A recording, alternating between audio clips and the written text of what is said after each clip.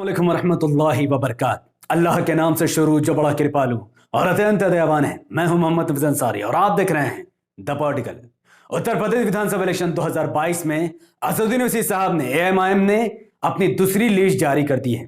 इस दूसरी लिस्ट में एएमआईएम ने 8 सीटों पर अपने कैंडिडेट उतारे हैं और इन 8 के 8 सीटें वो सीटें हैं जहां पर मुसलमान बहुत संख्यक आबादी रखती है, लेकिन फिर भी इन 8 सीटों पर भारतीय जनता पार्टी के विधायक जीते हुए हैं। यह हैरान कर देने वाली बात है। इन 8 सीटों में से 7 जिलों में ये 8 सीटें हैं: गाजियाबाद, मुजफ्फरनगर, फर्रुखाबाद, झांसी, अयोध्या, बरेली, बलरामपुर, जिसमें 50% से ज्यादा मुसलमानों की आबादी है। इसके बावजूद भी 8 सीटों पर भारतीय जनता पार्टी का विधायक कैसे जीता? इस वीडियो के अंत तक अगर कोई जुम्मन, कोई अंधभक्त, दर्री बिछाने वाला मानसिक गुलाम अगर ये वीडियो को अंत तक देख लेगा तो मैं वादा करता हूं आपसे कि वो एसपी बीएसपी से नफरत करने लग जाएगा, कांग्रेस की गुलामी छोड़ देगा और दर्री बिछाने से बाज आ जाएगा। इन 8 सीटों का आंकड़ा मैं आपके सामने रखूंगा और उसके बाद अखिलेश यादव ने जो खुशखबरी मुसलमानों को दी है इस लिस्ट को देखते हुए वो भी मैं आपको सुनाऊंगा। इन 8 लिस्ट में से पहली सीट के बारे में बात करेंगे जिसका नाम है शहीदाबाद। शहीदाबाद में एआईएमआईएम ने ऐतिहासिक एक हिंदू उम्मीदवार को टिकट दिया है, विधायक का टिकट, जिनका नाम पंडित मनमोहन झा बताया जाता है। पंडित मनमोहन झा कई सालों से समाजवादी पार्टी के कार्यकर्ता रहे हैं, लेकिन समाजवादी पार्टी से इनको इंसाफ एवं हिस्सेदारी नहीं मिली। इनको पता था कि अगर उत्तर प्रदेश या पूरे भारत में कोई हिस्सेदारी दे सकता तो वो ओवैसी साहब है। एआईएमआईएम ने इनको टिकट दिया है। 2017 के विधानसभा इलेक्शन में भारतीय जनता पार्टी को शहीदाबाद से 2,62,000 वोट मिले थे। वहीं लगभग 1.5 लाख मुसलमानों को वोट कांग्रेस और बहुजन समाज पार्टी में बढ़ गया और बहुत सारे मुसलमानों ने यहां पर वोट नहीं डाला क्योंकि उनको आज तक सही कैंडिडेट मिला ही नहीं। लेकिन इस बार पंडित झा को यहां से एमआईएम उतार रही है और इस उम्मीद से कि शाहिबाबाद के लोग पंडित झा को अपनाएं और वहां पर एमआईएम के इस प्रत्याशी को भारी तादाद में जिताए। दूसरी सीट आपको हैरान कर देगी क्योंकि यह मुजफ्फरनगर की सीट है। यह वो सीट है जहां पर मुसलमानों की 55% से ज्यादा आबादी है। उसके बावजूद भी 2017 के विधानसभा इलेक्शन में भारतीय जनता पार्टी के कैंडिडेट को 97,097 वोट मिले थे, लेकिन 1 लाख मुसलमानों का वोट समाजवादी पार्टी और बहुजन समाज पार्टी में बढ़ गया। इतना ही नहीं, इस सीट में 55% मुसलमानों की आबादी होने के बावजूद भी समाजवादी पार्टी, बहुजन समाज पार्टी ने या फिर आरएलडी ने या फिर कोई और ने मुसलमान को टिकट तक नहीं दिया। यानी मुजफ्फरनगर के मुसलमानों को ये इतना गिरा हुआ समझते हैं कि उनको टिकट तक नहीं देना चाहते हैं। लेकिन अब ऐसा नहीं होगा। इस सीट में बीजेपी जीता हुआ है, लेकिन एमआईएम का सीधा टक्कर होगा क्योंकि एमआईएम ने इंतजार अंसारी साहब को इस सीट में उतारा है। और अगर इस बार 2022 के विधानसभा इलेक्शन में यह 1 लाख वोट जो एसपी बीएसपी में बढ़ गया, अगर यह इस बार एमआईएम को पड़ गया तो इस सीट से बीजेपी बहुत ही आसानी से हार जाएगी। तीसरी सीट की बात करते हैं चरथावल से। चरथावल में पिछली बार यह भी लगभग 50% मुसलमानों की आबादी, 1 से 1.5 लाख मुसलमानों को वोट इस सीट में है। पिछली बार 2017 के विधानसभा इलेक्शन में भारतीय जनता पार्टी के कैंडिडेट को 82,000 वोट मिले थे, लेकिन 1 लाख वोट समाजवादी पार्टी और बहुजन समाज पार्टी ने खा लिया। अब इस बार चरथावल से एआईएमआईएम की तरफ से ताहिर अंसारी साहब को टिकट दिया गया है। अगर इस बार 2022 के विधानसभा इलेक्शन में इस सीट से अगर 1 लाख मुसलमानों ने अपना वोट एसपी बीएसपी में न बांटकर सीधा ताहिर अंसारी साहब एमआईएम के प्रत्याशी को दे देंगे तो इस सीट से भी, चरथावल से भी बीजेपी हार जाएगी और एआईएमआईएम जीत जाएगी। चौथी सीट की बात करते हैं भोजपुर। भोजपुर आपको चौंका कर रख देगी कि वो भोजपुर जहां पर मुसलमान गदगद कर भरे हुए हैं, उस भोजपुर में भी भारतीय जनता पार्टी को 93,673 वोट मिले थे और वो जीत गई क्योंकि मुसलमानों का वोट लगभग 1 लाख मुसलमानों का वोट एसपी बीएसपी और एलडी में बढ़ गया, जिसकी वजह से इसका सीधा फायदा बीजेपी को मिला। लेकिन इस बार एआईएमआईएम ने तालिब सिद्दीकी साहब को भोजपुर से प्रत्याशी बनाया है। अगर 1 लाख मुसलमानों का वोट 2022 के विधानसभा इलेक्शन में एसपी बीएसपी में न बटकर सीधा एमआईएम के कैंडिडेट को जाएगा तो भोजपुर से बीजेपी हार जाएगी और एआईएमआईएम आपका एमआईएम का प्रत्याशी जीत जाएगा। पांचवी सीट झांसी। अभी इस सीट से आपको रोना आ सकता है क्योंकि ये वो झांसी है जहां पर 1.5 से 2 लाख मुसलमानों को वोट है। उसके बावजूद भी यहां पर भारतीय जनता पार्टी को 1,17,873 वोट मिला और वो जीत गई। बहुजन समाज पार्टी और कांग्रेस ने मिलाकर 1,20,000 मुसलमानों के वोट को खराब कर दिया, बांट दिया, काट दिया। अफसोस की बात तो यह है कि झांसी जहां पर 55% मुसलमानों की आबादी है, उसके बावजूद भी ना बीएसपी ने मुसलमान को प्रत्याशी बनाया, ना ही कांग्रेस ने मुसलमान को टिकट दिया। झांसी के मुसलमानों को वो अछूत समझते हैं क्योंकि वो उनको टिकट तक नहीं देना चाहते हैं। लेकिन अब ऐसा नहीं होगा। झांसी से एमआईएम ने सादिक अली साहब को टिकट दिया है।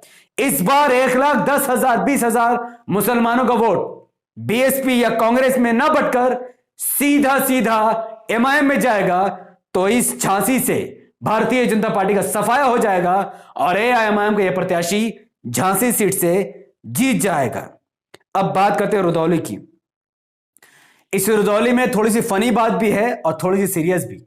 सीरियस बात यह है कि जिस रुदौली में 1.5 लाख मुसलमानों की आबादी है, उस रुदौली में भारतीय जनता पार्टी 90,000 वोट लेकर जीत जाती है क्योंकि समाजवादी पार्टी का और बहुजन समाज पार्टी का दो मुस्लिम नेता मुसलमानों का 1,07,000 वोटों का विभाजन कर देता है, जिसका सीधा सीधा फायदा भारतीय जनता पार्टी के कैंडिडेट को हो जाता है। और इस बार जो लोग कहते हैं ना कि एमआईएम वोट कटवाए, इस सीट में एमआईएम नहीं है बल्कि 1,07,000 मुसलमानों का वोट एसपी बीएसपी अकेले खा रही है। इसके अलावा भी इस सीट में एसडीयू सबका दल नाम का पार्टी ने भी उम्मीदवार उतारा, यानी पूरे उत्तर प्रदेश और भारत में एसपी इलेक्शन लड़ सकती है, बीएसपी इलेक्शन लड़ सकती है, कांग्रेस लड़ सकती है, इसका दल इलेक्शन लड़ सकती है, उसका दल, सबका दल इलेक्शन लड़ सकता है, पर एमआईएम इलेक्शन नहीं लड़ सकती है। पर अब कोई बात नहीं है, घबराने की बात नहीं है। इस सीट पर बीजेपी जीती हुई है, लेकिन अब एमआईएम की तरफ से शेर अफगान साहब को रुदौली से प्रत्याशी बनाया गया है। अब 1,07,000 मुसलमानों का वोट एसपी बीएसपी इसका दल उसका दल में नहीं बटेगा, बल्कि सिर्फ और सिर्फ एमआईएम में जाएगा, जिसकी वजह से बीजेपी भी हारेगी और एमआईएम ही जीतेगा। नेक्स्ट सीट की बात करते हैं बिथारी की। बिथारी भी बहुत संख्यक मुस्लिम आबादी वाला सीट है। उसके बावजूद भी 1,10,000 मुसलमानों का वोट बीएसपी और एसपी में बढ़ जाता है, जिसका सीधा फायदा भारतीय जनता पार्टी के नॉन मुस्लिम कैंडिडेट को होता है, जो 96,397 वोट लाकर ही जीत जाता है। लेकिन अब ऐसा नहीं होगा। 2022 की विधानसभा इलेक्शन में उतरौला से एआईएमआईएम, माफ करना, बिथारी से, चैनपुर से तौफीक प्रधान साहब को प्रत्याशी बनाया गया है और यहां पर 1,10,000 मुसलमानों का वोट अगर सीधा एमआईएम में चला जाए, तौफीक प्रधान एमआईएम के कैंडिडेट को चला जाए, तो यहां से बीजेपी हार जाएगी और एमआईएम जीत जाएगी। यानी बीजेपी को हराने का आपका मकसद भी पूरा हो जाएगा और आपकी क़यादत भी मजबूत हो जाएगी। अब बात करते हैं उतरौला की। यह आखिरी सीट है, यह एमआईएम का 9वां, 8वां और आखिरी सीट है। अब इस सीट से आपको पता चलेगा कि एमआईएम वोट कटवा नहीं है और यह सीट सबूत है इस बात की कि एमआईएम वोट कटवा नहीं बल्कि वोट कटवा एसपी, बीएसपी और कांग्रेस से, जो लोग मुसलमानों को मूर्ख बनाते हैं। उतरौला उत्तर प्रदेश का बच्चा बच्चा जानता है कि उतरौला में 60 मुसलमान हैं। 2 लाख मुसलमानों का वोट उतरौला में मौजूद है। उसके बावजूद भी 1 लाख मुसलमानों का वोट समाजवादी पार्टी और बहुजन समाज पार्टी में बढ़ गया और भारतीय जनता पार्टी को इसका सीधा फायदा हुआ और मात्र 85,000 वोट के साथ भारतीय जनता पार्टी का कैंडिडेट जीत गया। क्यों?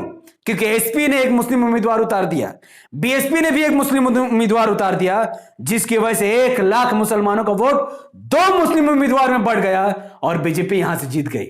अजीब बात तो यह कि यहां एमआईएम भी इलेक्शन लड़ी थी।